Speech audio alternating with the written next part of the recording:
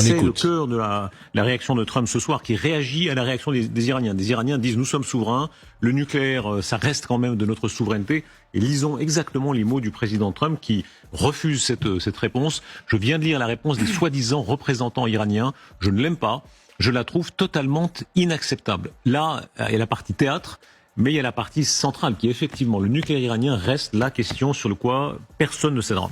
Oui, vraisemblablement, mais quelles sont les solutions après? C'est bien joli de faire des coups de menton et de dire c'est inacceptable, mais il a fait une opération, la guerre des 12 jours en juin 2025, il a bombardé 6 semaines, il a envoyé des B2, et finalement, on n'a pas vu le résultat arriver en matière de nucléaire.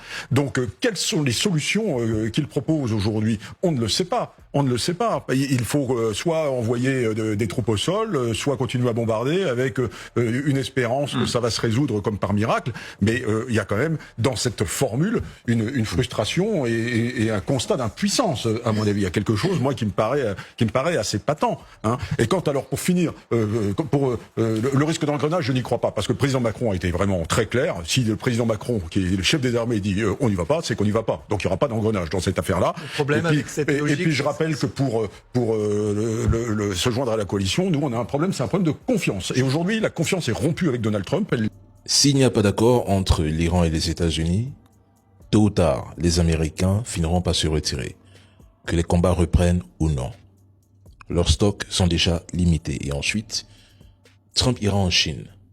Franchement, je me demande comment la presse chinoise titrera sa visite après toute cette impuissance. Ceux qui disent aujourd'hui que la Chine trahira l'Iran sont les mêmes qui disaient hier que Pékin trahirait la Russie. J'ai surtout l'impression que beaucoup ne savent pas vraiment qui est Xi Jinping, ni comment la Chine raisonne stratégiquement. L'Empire américain ne peut pas gagner cette guerre contre l'Iran. Les États-Unis ne peuvent pas poursuivre cette guerre sans provoquer des conséquences catastrophiques.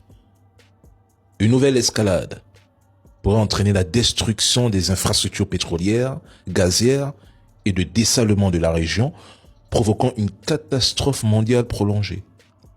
L'Iran est capable d'imposer des coûts que les États-Unis ne peuvent supporter et que le monde ne devrait pas subir.